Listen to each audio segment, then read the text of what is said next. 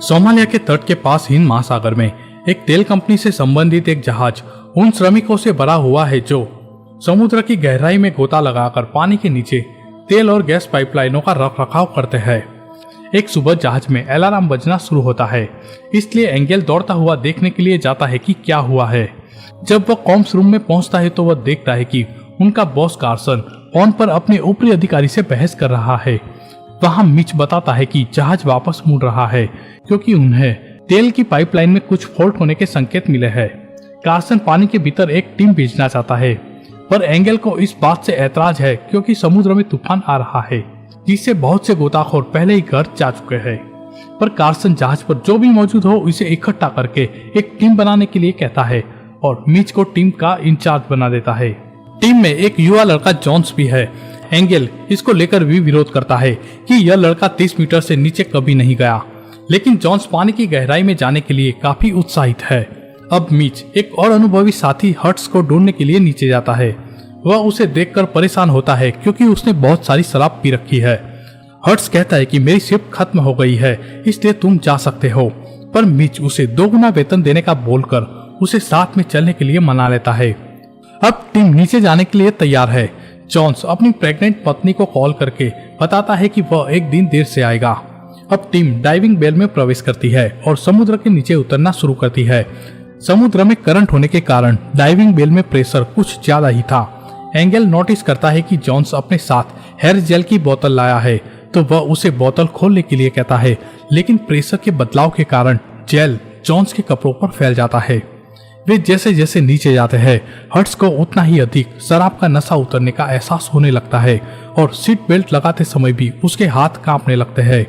जब टीम आखिरकार नीचे पहुंच जाती है तो जॉन्स डाइविंग बेल पर रुकता है, जबकि अन्य 3 लोग पाइप को ठीक करने के लिए बाहर जाते हैं। तीनों आदमी पाइपलाइन की मरम्मत करने में कड़ी मेहनत करते हैं, इसमें थोड़ा समय लगना है। अंदर जॉन्स एक खूबसूरत जीव को तैरता हुआ देखता है। वह अपनी पत्नी की तस्वीर को देखकर अपना मनोरंजन करने की कोशिश करता है। तभी अचानक डाइविंग बेल जोरों से हिलने लगता है। जॉन्स तुरंत ही जहाज से संपर्क करता है। समुद्र में तूफान आखिरकार आ ही गया है। जॉन्स ऊपर जहाज पर कुछ मदद मांग सके इससे पहले जहाज से संपर्क टूट जाता है। हर्ट्स जल्दी से डाइविंग बेल में वापस लौट आता है। तभी फिर से डाइविंग बेल हिलने लगता है, जिससे हर्ट्स अपने दोस्तों को जल्दी से वापस लौटने के लिए कहता है, लेकिन सौभाग्य से वे पाइपलाइन की मरम्मत कर चुके थे और बेल पर लौट आते हैं। फिर से वे लोग जहाज पर कांटेक्ट करने की कोशिश करते हैं, पर निराशा ही हाथ लगती है। अब उनका इंचार्ज मिच डाइविंग बेल को फिर से वापस सतह पर उठाने के लिए कहता है। डाइविंग बेल धीरे धीरे ऊपर उठना शुरू होती है, पर जितना ऊपर जाते हैं उतना ही अधिक बेल हिलने लगता है और अचानक डाइविंग बेल तेज गति से नीचे गिरता है। जैसे ही बेल समुद्र तल से टकराता है, अलार्म बजने लगता है और जॉन्स चिल्लाता है क्योंकि उसे चोट लग गई है। मिच और हर्ट्स तुरंत उसे संभालते हैं। मिच जहाज से फिर से कांटेक्ट करने की कोशिश करता है, लेकिन कोई फायदा नहीं होता। एंगल बेल की जांच करने के लिए बाहर जाने का फैसला करता है। वह देखता है कि ऊपर खरोंचे आई है, लेकिन बीकन अभी भी काम कर रहा है। हर्ट्स इन्वेंटरी की जांच करता है तो पता चलता है कि उसमें कुछ कंबल और दवाइयां है, लेकिन जीवित रहने के लिए कोई डाइविंग सूट नहीं है। एंगल जहाज और बेल को जोड़े रखने वाले केबल की जांच करने के लिए ऊपर की ओर तैरना जारी रखता है। एंगल को बीच में परेशान करने वाले दृश्य दिखाई देते हैं, क्योंकि ऊपर तूफान की वजह से जहाज पूरा नष्ट हो गया है और वह डूबते हुए हिस्से को देखता है।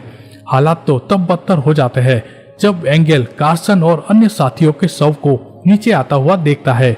एंगल जल्दी से वापस बेल में लौट आता है और सबसे कहता है कि हमारा जहाज तूफान के कारण नष्ट हो चुका है, लेकिन मिच उसकी बात पर विश्वास नहीं करता और जॉन्स को फिर से जहाज से कांटेक्ट करने के लिए कहता है। वह कहता है कि हम सीमित ऑक्सीजन के साथ यहाँ फंस गए हैं, इसलिए हमारे पास ज्यादा समय नहीं बचा।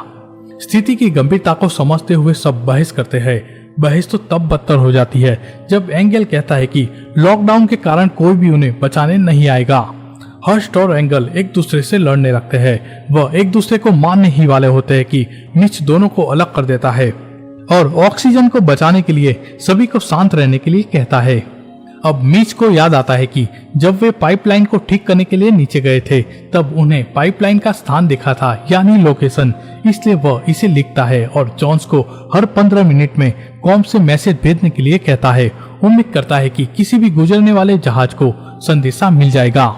एंगल सोचता है कि उन्हें बेल को फिर से ऊपर उठाने के लिए क्लम्प के वजन को अलग कर देना चाहिए ताकि उन्हें ढूंढा जा सके, लेकिन मिच ऐसा करने से मना कर देता है क्योंकि अंदर और बाहर प्रेशर बराबर है, इसलिए वे यदि ऊपर भी उठते हैं तो मार जाएंगे।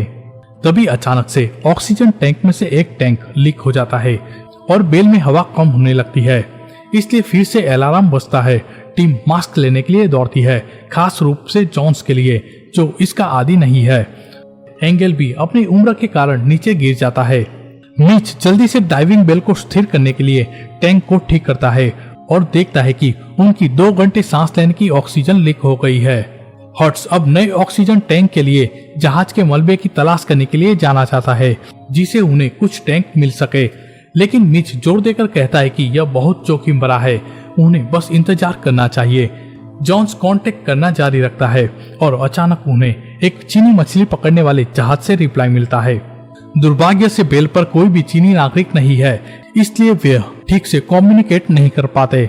इसके बाद हर्ट्स और मिच एक और ऑक्सीजन टैंक खोने से पहले बेल की स्थिति की दोबारा जांच करने के लिए बाहर निकलते हैं। दोनों सिलेंडर के वाल्व को अच्छी तरह से चेक करते हैं। तभी वे बेल के शीर्ष पर एक क्रेन ब्लॉक देखते हैं। जब दोनों वाल्व को अच्छी तरह से फिट कर रहे थे तभी क्रेन ब्लॉक गिरता है और मिच से टकराता है, जिससे मिच नीचे गिर जाता है। हर्ट्स घबरा जाता है और उसकी मदद करने के लिए दौड़ता है, लेकिन पता चलता है कि मिच को जोड़े रखे हुई नाभि यानी केबल फंस गया है। वह उसे अलग करने की कोशिश करता है, लेकिन उसके कांपते हाथों में परेशानी हो रही है, इसलिए बिना समय बर्बाद किए एंगल बिना सूट के ही पानी में कूद जाता है। एंगल का इतने सालों का अनुभव उसे मिच की जान बचाने में काम आता है। मिच को वापस बेल में खींच लिया जाता है। वे लोग मिच का हेलमेट हटाते हैं और मिच गहरी सांस के साथ जाग उठता है। फिर वह हर्ट्स को डांटते हुए कहता है कि उसके गोताखोरी के दिन खत्म हो गए हैं। हर्ट्स माफी मांगता है। कुछ घंटे बीत जाते हैं और बेल का आधा ऑक्सीजन खत्म हो गया है। एंगल जोर देकर कहता है कि उन्हें कुछ करना चाहिए, लेकिन मिच उन्हें इंतजार करने के लिए कहता है। कुछ क्षण बाद एंगल और जॉन्स सो जाते हैं और मिच प्रार्थना करता है। तभी मिच हर्ट्स को ढूंढता है तो पता चलता है कि वह गायब है। मिच दोनों को जगाता है। मिच कॉम से हर्ट्स को कॉल करता है। हर्ट्स बताता है कि वह सब कुछ ठीक करने जा रहा है। उसने एक सूट पहन रखा है और अतिरिक्त ऑक्सीजन टैंक की खोज करने के लिए जहाज के मलबे की ओर जाता है। मिच उसे वापस आने के लिए कहता है। जैसे जैसे वह दूर जाता है वैसे उसकी सांस फूलने लगती है और वह सांस लेने के लिए संघर्ष करते हुए अपने शरीर को रेत पर घसीटता है।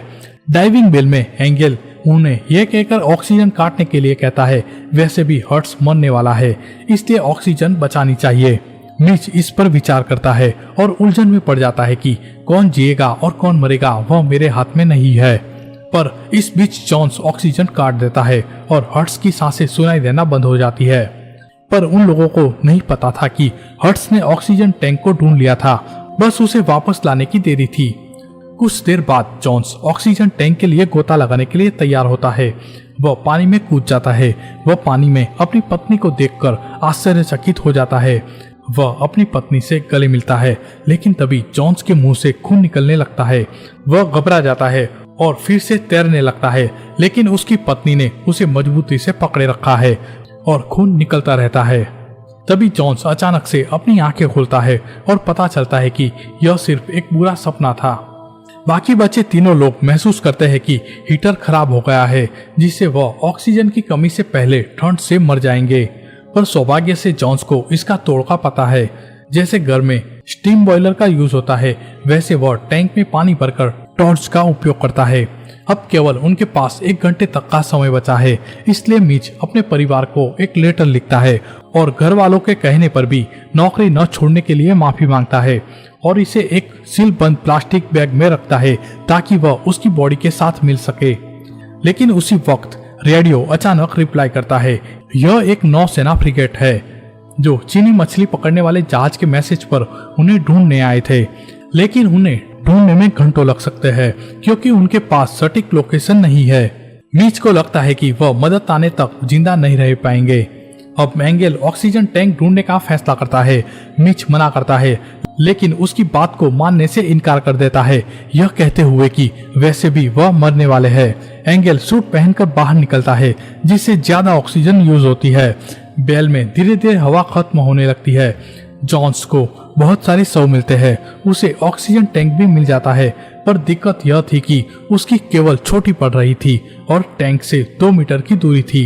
एंगल के पास अन्य कोई विकल्प न होने के कारण वह ऑक्सीजन केबल से अलग हो जाता है। मिच को एंगल की कोई हलचल न सुनाई देने के कारण मिच सूट पहनता है और एंगल के पीछे जाने का फैसला करता है। वह देखता है कि एंगल जमीन पर बेहोश पड़ा है और ठीक उसके बाजू में ऑक्सीजन टैंक पड़ा है। मिच एंगल और टैंक को लेकर जल्दी से बेल में लौट आता है। जॉन्स उसकी मदद करता है और तुरंत एंगल का हेलमेट उतार देता है। तभी अचानक अलार्म बजता है क्योंकि ऑक्सीजन खत्म होने वाली है। मिच जॉन्स को नई टैंक को जोड़ने के लिए भेजता है, जबकि मिच एंगल के लिए सीपीआर देना जारी रखता है, लेकिन कोई हलचल नहीं होती। यह मानते हुए कि बहुत देर हो चुकी है, मिच पीछे हट जाता है। जैसे ही नया टैंक बेल में ऑक्सीजन भेजना शुरू करता है, एंगल का दिमाग फ्लैशबैक में वापस आता है और अंत में उसे वापस चेतना में लाते हैं। अब उनके पास 2 घंटे की ऑक्सीजन बची है। जब नौसेना का युद्धपोत उनसे दोबारा संपर्क करता है तो वे उन्हें सूचित करते हैं कि वे 1.5 घंटे में उस क्षेत्र में होंगे, लेकिन उन्हें अभी भी सटीक लोकेशन का पता लगाने की आवश्यकता है क्योंकि उनके पास तेल कंपनी की पाइपलाइनों का मैप नहीं है। मीच कहता है कि उन्हें बीकन से सिग्नल कैच करना चाहिए, लेकिन जहाज से कहा जाता है कि रडार उसे पकड़ नहीं पा रहा, शायद इसलिए क्योंकि जहाज का मलबा हर जगह बिखरा पड़ा है। और नेवी फ्रिगेट कॉल काटने से पहले उनकी खोज में तेजी लाने का वादा करते हैं। जॉन्स कहता है कि बीकन को तैराना चाहिए ताकि वह रडार पर दिखाई दे। यह बहुत जोखिम भरा है, लेकिन अगर वे कोशिश नहीं करेंगे तो वो मर जाएंगे। मिच स्वेच्छा से इसलिए तैयार होता है और वह एंगल को अपना लेटर उसके परिवार को देने के लिए कहता है। इसके बाद मिच डाइविंग बेल के ऊपर का बीकन पकड़ लेता है और ऊपर की ओर तैरना शुरू कर देता है। जहां तक उससे जुड़ा केबल जाता है तब तक तैरता है, लेकिन बीकन बार बार फिसलता रहता है, इसलिए मिच को मजबूरन अपने दस्ताने को उतारने पड़ते हैं। उसी समय जेलीफिश का एक झुंड दिखाई देता है और वे उसके नंगे हाथों का फायदा उठाकर उसे बार बार डंक मारना शुरू कर देती है, जिससे वह बीकन खो देता है। मिच दर्द से चिल्लाता है। वह छोटे जानवरों के खिलाफ संघर्ष करता है और बीकन को वापस पाने में कामयाब हो जाता है और बीकन को तैरने देता है, जबकि जेलीफिश उसे घेर लेती है और डंक मारकर उसे मार देती है। बेल में जब जॉन्स को मिच की आवाज नहीं सुनाई देती तो वह रोने लगता है। एक और नुकसान से क्रोधित होकर एंगल जॉन्स को ऑक्सीजन काटने के लिए कहता है, लेकिन जॉन्स उस हालत में नहीं है। वह डर गया है। उसे लगता है कि वह अपनी पत्नी को फिर से कभी नहीं देख पाएगा, इसलिए एंगल स्वयं ऑक्सीजन बंद कर देता है। जॉन्स एक चाकू निकालता है और एंगल से कहता है कि दम घुटने से मौत बहुत धीमी मिलती है। यदि रेस्क्यू टीम समय पर नहीं आती है तो वह उसे जल्दी से मार दे, क्योंकि वह खुद की जान नहीं ले सकता। तभी नेवी फ्रिगेट का एक और मैसेज आता है और वे कहते हैं कि उन्हें बीकन मिल गया है, लेकिन गोताखोरों को वहां पहुंचने में समय लगेगा।